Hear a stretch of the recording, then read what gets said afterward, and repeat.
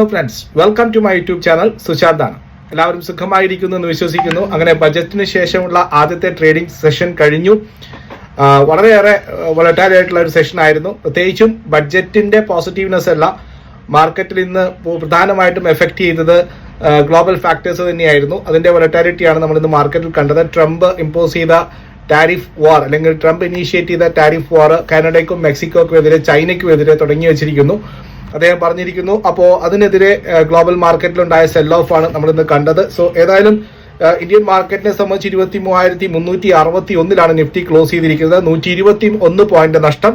അതുപോലെ BSE സെൻസെക്സിലും 319 point നഷ്ടം. Bank നിഫ്റ്റിയിൽ 296 point നഷ്ടം. Mid cap small cap continuous ആയിട്ട് 497 362 പോയിന്റ്സിന്റെ കട്ടാണ് വന്നിരിക്കുന്നത്. സോ ഏതായാലും ഒരു സെൽ ഓഫ് മൂഡ് തന്നെയായിരുന്നു. മാർക്കറ്റ് ഒരു നെഗറ്റീവിസം ഗ്ലോബൽ ഫാക്ടേഴ്സിനെ കൊണ്ട് ഉണ്ടായിരുന്നു എന്ന് വേണം പറയാൻ. മാത്രമല്ല സെൽ ഓഫ് വന്നിരിക്കുന്നത് നമുക്ക് രാവിലെ തന്നെ അറിയാമായിരുന്നു. ഡോ ജോൺസിന്റെ ഫ്യൂച്ചർ ലേശം 500 പോയിന്റോളം കറക്ഷൻ വന്നിട്ടുണ്ടായിരുന്നു. അതുപോലെ തന്നെ ചില സ്റ്റോക്കുകളിൽ സ്പെസിഫിക് ആയിട്ടുള്ള ആക്ഷൻസ് കണ്ടു. ഡിവിസ് ലാബ് പോലുള്ള സ്റ്റോക്കുകളിൽ റിസൾട്ട് നന്നായതുകൊണ്ട് മാത്രം അതിന്റെ ഒരു പോസിറ്റിവിറ്റി ഉണ്ടായിരുന്നു.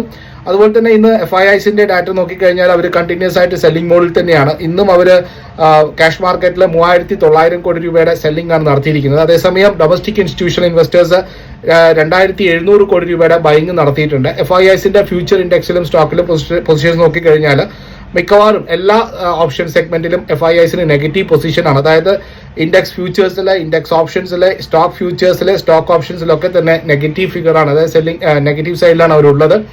സോ ഏതായാലും നിഫ്റ്റിയെ സംബന്ധിച്ച് ഇന്നത്തെ ക്ലോസിംഗ് അനുസരിച്ച് നോക്കുകയാണെങ്കിൽ നമുക്ക് 23,150 നിഫ്റ്റിക്ക് ഒരു പ്രധാനപ്പെട്ട സപ്പോർട്ട് സോൺ ആയിട്ടുള്ളത്.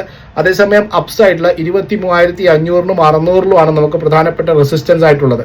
ഇനി പ്രധാനപ്പെട്ട കാരണം എന്ന് വെച്ച് കഴിഞ്ഞാൽ ഇപ്പോൾ ഡോ ജോൺസിൽ വന്നിരിക്കുന്ന അനൗൺസ്മെന്റ് ആണ്. ഡോ ജോൺസ് അതിന്റെ ഡേ ലോയിൽ നിന്നും നല്ല രീതിയിലുള്ള റിക്കവറി കാണിച്ച് ചെറിയൊരു മൈനസിലാണ് ഇപ്പോൾ ട്രേഡ് ചെയ്യുന്നത്. പക്ഷേ ഏറ്റവും ഡേ ഹൈയിൽ തന്നെയാണ് ഇപ്പോഴും ഏകദേശം ആ സോണിൽ തന്നെയാണുള്ളത്. അനൗൺസ്മെന്റ് മെക്സിക്കോക്കെതിരെയുള്ള ട്രംപിന്റെ ടാരിഫ് ഒരു മാസത്തേക്ക് പോസ് ചെയ്തിരിക്കുന്നു എന്നുള്ളതാണ്. ഈ ഒരു മാസം അവർക്ക് സംസാരിക്കാനുള്ളതാണ്. മെക്സിക്കോ ഒഫീഷ്യൽസുമായിട്ട് സംസാരിച്ചതിന്റെ ഭാഗമായിട്ടാണ് ട്രംപ് ഈ ഒരു തീരുമാനം മാറ്റിവെക്കുന്നത് ഇപ്പോൾ തൽക്കാലത്തേക്ക്.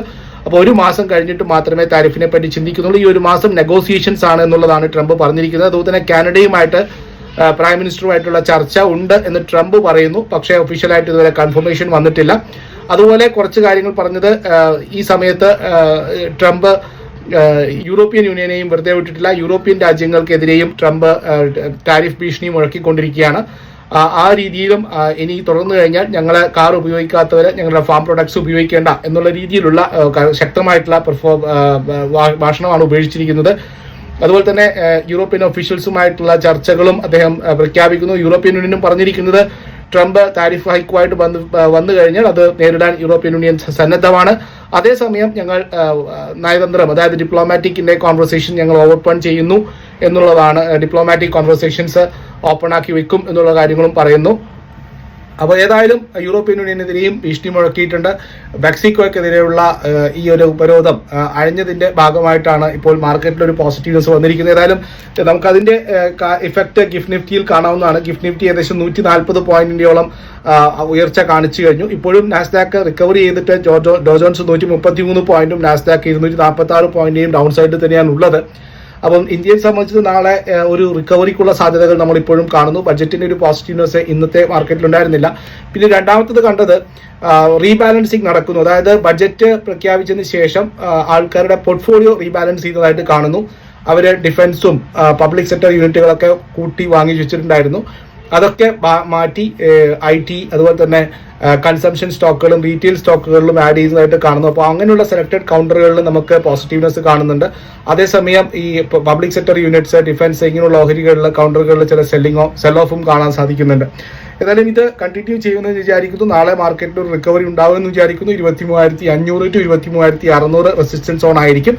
അതുപോലെ തന്നെ നാളെ റിസൾട്ട് ഉള്ള കമ്പനികളുണ്ട്. നാളെ റിസൾട്ട് ഏകദേശം 104 കമ്പനികൾ റിസൾട്ടുമായിട്ട് നാളെ വരുന്നുണ്ട്. അതിൽ ലാർജ് ക്യാപ്പിൽ നിന്നുള്ള Asian Paints, Tata Power, Titan, Godrej Property, Torrent Power ആണ്. അതേസമയം മിഡ് ക്യാപ്പിൽ നിന്നും Thermax, Max Financial, Global Health, JB Chemicals, small cap കമ്പനികളായിട്ടുള്ള Azad Engineering, Mishradhatu Nigam, Ceigall, Tilak Nagar Industries, Bajaj Electric, Kajaria Ceramics, Triveni Engineering, Birla Corporation, BASF, India, ആരിസ് Life Sciences, Safari Industries, Life Beam, JK Tyre, Jayakumar Infra, Sharda Motors, V Mart Retail, Fine Organic, Whirlpool, Zydus Wellness, PC Jewellers, JSW holdings, Rathan India Infra, Kirloskar Ferrous, Lemon Tree, Niva Bupa, ഇങ്ങനെ ഒരുപാട് കമ്പനികൾ, micro cap കമ്പനികൾ ഞാൻ പറഞ്ഞില്ല, ഏകദേശം 104 കമ്പനികളുടെ result വരാനുണ്ട്. Market കൂടി പോസിറ്റീവ് ആണെങ്കിൽ റിസൾട്ട് സ്പെസിഫിക് ആയിട്ടുള്ള ആക്ഷൻസ് പ്രതീക്ഷിക്കാം. ഞങ്ങളുടെ സ്റ്റോക്ക് അഡ്വൈസറി സർവീസുകൾക്കായിട്ട് ഞങ്ങളുടെ ഒരു സെബി രജിസ്റ്റേർഡ് കൺസേൺ ആണ്. നിങ്ങളുടെ സ്റ്റോക്ക് അഡ്വൈസറി കൺസൾട്ടേഷൻസിനായിട്ട് ഞങ്ങളുടെ ടെലിഗ്രാം ചാനലിലേക്ക് നിങ്ങൾക്ക് ജോയിൻ ചെയ്യാവുന്നതാണ്. അതിനുള്ള ലിങ്ക് ഞാൻ ഡിസ്ക്രിപ്ഷനിൽ കൊടുത്തിട്ടുണ്ട്. അതുവഴി നിങ്ങൾക്ക് ഞങ്ങളുമായിട്ട് അസോസിയേറ്റ് ചെയ്യാവുന്നതാണ്. അപ്പോൾ നാളെ മാർക്കറ്റിലൊരു ചെറിയ റിക്കവറി പ്രതീക്ഷിക്കുന്നുണ്ട്. പക്ഷേ എത്രമാത്രം മാർക്കറ്റിൽ അത് സസ്റ്റെയിൻ ചെയ്യുമെന്നുള്ളതാണ്. ഏതായാലും റിസൾട്ട് സ്പെസിഫിക് ആയിട്ടും 23,500-600 ലെവലുകളും വളരെ കീനായിട്ട് ഒബ്സർവ് ചെയ്യാം. അതേസമയം 23,100-150 റേഞ്ചും ഡൗൺ സൈഡിൽ വളരെ ക്രൂഷ്യലായിട്ട് വാച്ച് ചെയ്യാം. നമുക്ക് മറ്റൊരു വീഡിയോ ആയിട്ട് കാണാം. അപ്ഡേറ്റ്സുകൾക്കും മറ്റുമായിട്ട് ചാനൽ സബ്സ്ക്രൈബ് ചെയ്യാൻ മറക്കരുത്. നിങ്ങളുടെ അഭിപ്രായങ്ങളും നിർദ്ദേശങ്ങളും കമന്റ് ബോക്സിൽ എക്സ്പെക്ട് ചെയ്യുന്നു. Have A nice day. Thank you.